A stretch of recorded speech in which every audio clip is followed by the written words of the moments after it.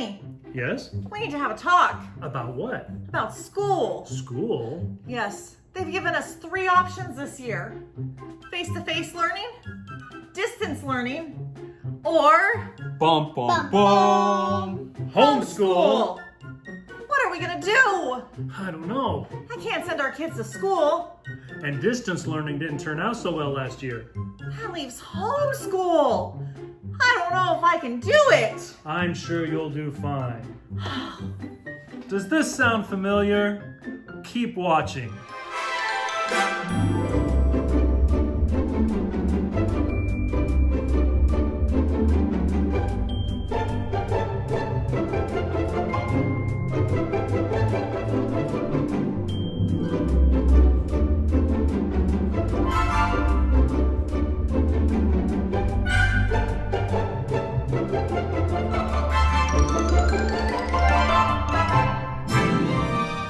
If this is you and you just chose to homeschool but you're scared to death, I'm here to help you. I'm here to help you achieve homeschool freedom and teach you how to homeschool in the real world.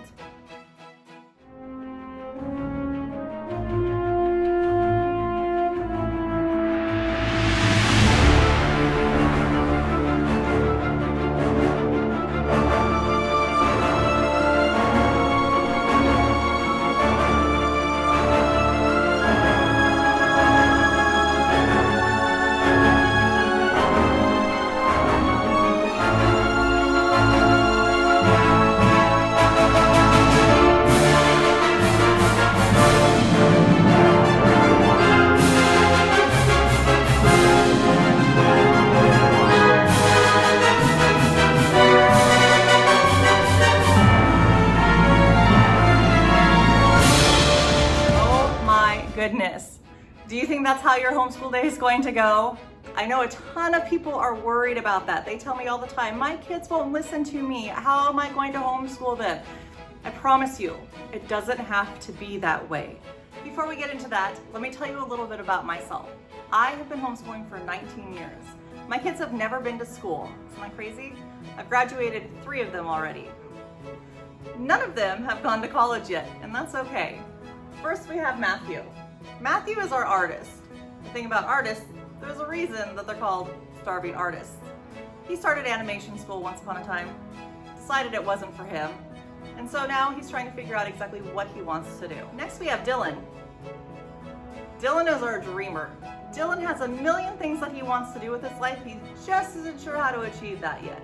He's currently planning to start school for zoology in the fall. Finally, we have Colin. Colin is our doer. Colin is our hands-on child. He loves to make things with his hands and do things with his hands. So we suspect at some point he'll probably go to trade school. Now Colin has several learning disabilities and he's probably the reason we started doing this schooling in the real world idea. We had to figure out a way to adapt school to his needs. That's part of the beauty and the freedom of homeschooling. You can adapt your school to meet whatever needs. The first thing I want to tell you is to relax. I know, you have this vision in your head of what school should look like. Kids sitting at their desks for 8 hours a day. I promise you, school does not have to be like that. Especially if you have just pulled your child out of school. Think about all they've been through since March. They've gone from regular school to distance learning to the world being turned upside down, wearing masks everywhere we go, things being closed, being on lockdown. It's been rough for them. Just relax. We call it deschooling. Just rid your mind of all things traditional school, especially if you plan on homeschooling for the long term. This will really help you to just really adjust to a new way of schooling. The second thing I want to tell you is you're going to be seeing a scope and sequence for everything that your child needs to learn this year. Take a deep breath. Don't be overwhelmed by it. I promise you there's so many ways that they can learn these items without necessarily needing to be in a textbook. The third thing I want to tell you is just to have fun. If your child is having fun learning, they're going to want to learn, and you're not going to have a day like we just saw previously. You're going to have kids who want to learn. Kids are natural learners. They're little sponges, especially in the younger years. They're just natural learners. If you find something that they want to learn about, they're going to eat that up. So just have fun with schooling. Just relax. I promise you, it's going to be okay. Another super important thing to remember is to not compare yourself to anybody else.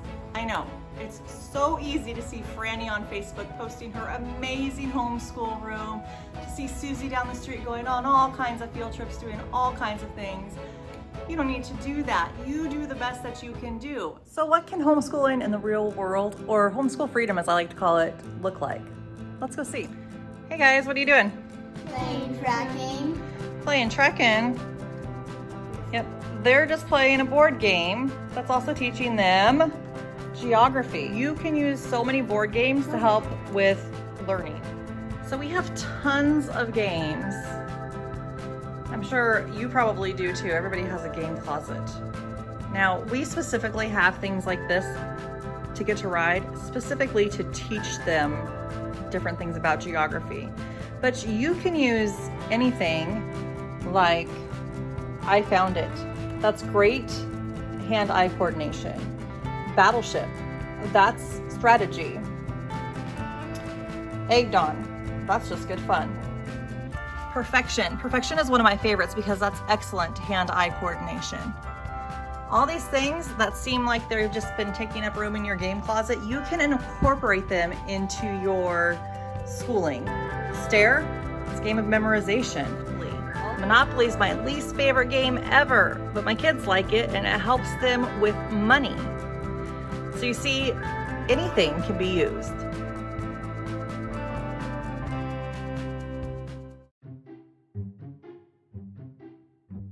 Hey Griffin, Yeah? what are you doing? Playing some Minecraft.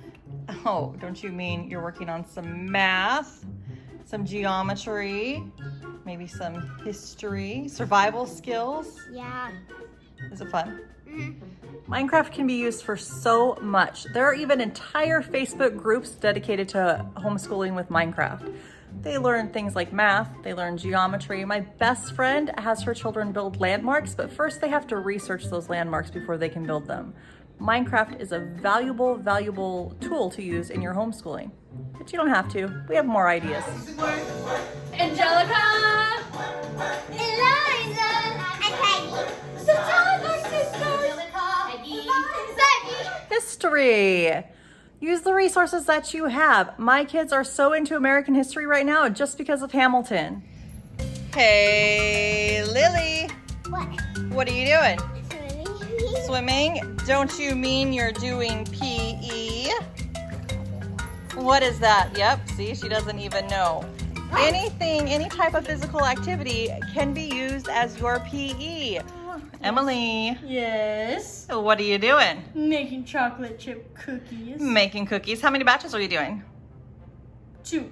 2 batches. So, what are we doing here? We are learning math. She has to double all of her ingredients. This includes fractions, timesing, adding, however you want to double it. It's just using the real world to school. Can't wait to try your cookies. Cooking is one of the easiest ways to add math to any homeschool curriculum. Just have them double, triple the recipe, and they're adding, multiplying fractions. It's easy.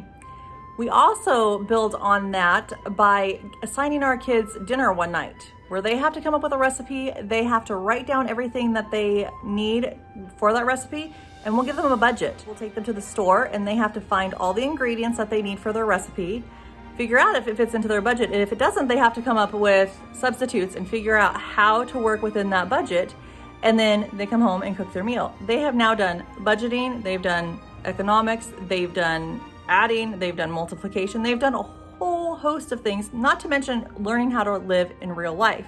So cooking is truly one of the easiest ways to add to your homeschool curriculum.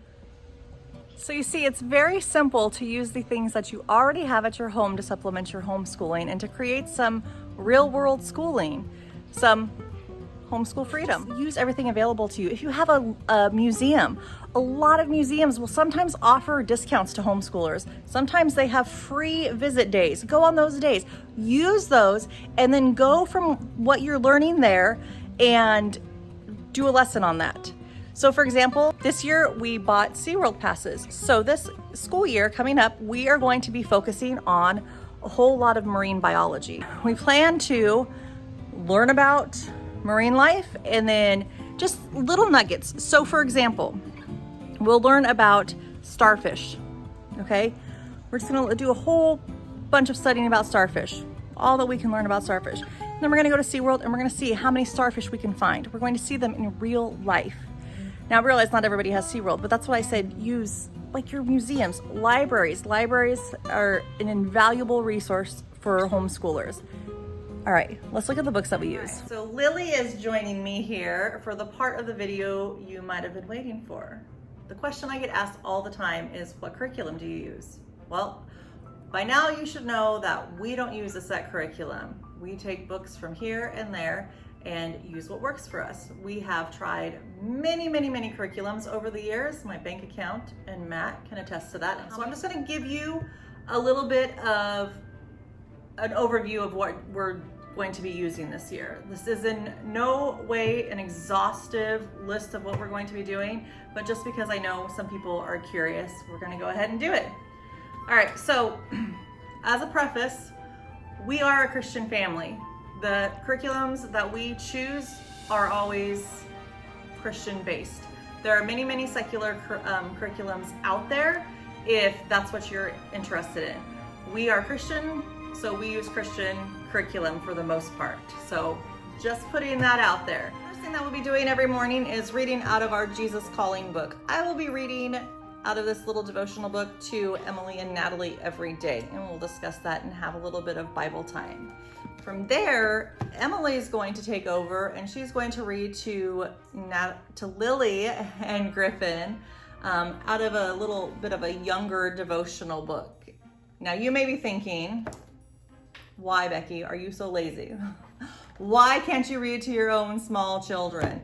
Well, we do this on purpose because we've learned that Emily is also dyslexic. So to help her with her reading skills, we have her read out loud to the younger children. It helps her and then it helps them reading. So we're killing two birds with one stone, and I am all about efficiency. I'm gonna be using master books for phonics for Lily.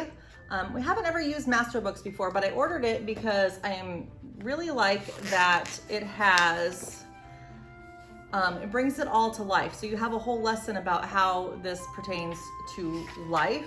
For phonics, it's just little stories, but then they learn their letters. Lily already knows her letters, but we're just gonna go over some review as needed. So from there, we got Master Books Curriculum Math. This was what prompted us to buy the Master Books. Lily saw a piggy. Is this your favorite animal ever? Yes. She was so excited. She had to have a book with a piggy. And I thought, I can't just buy a math book because it has a piggy on the front of it.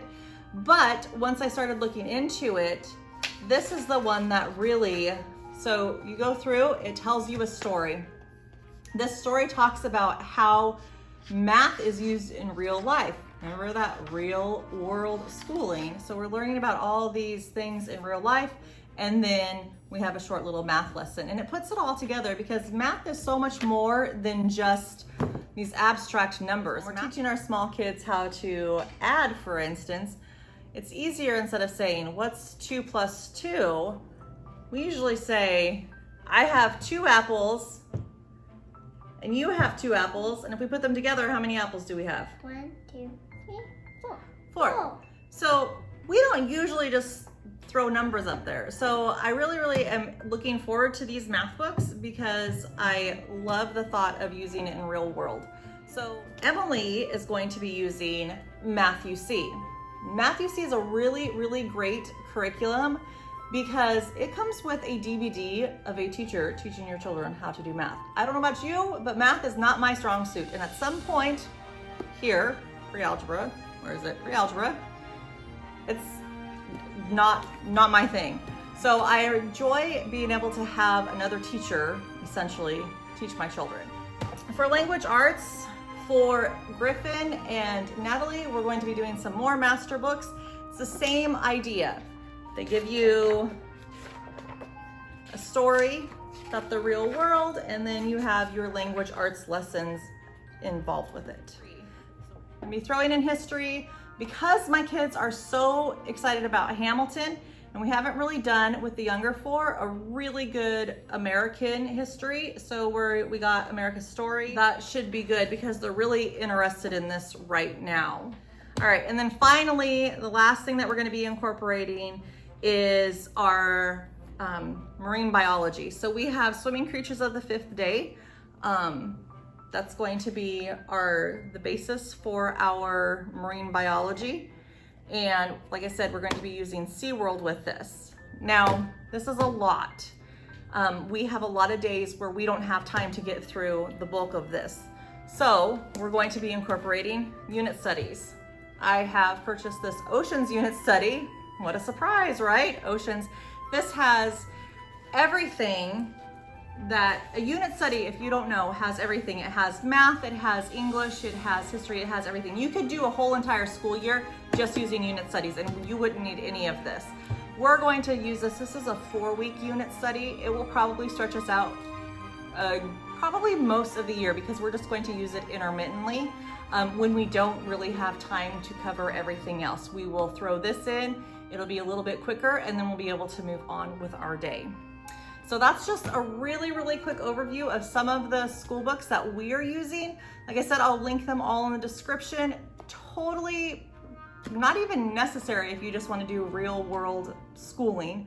But if you want to add books, that's totally fine. But are you excited about this school year? What are you looking forward to the most? Her piggy book. She loves her piggies. So if you can find something, man, look how excited she is for math because of piggies. That's so easy.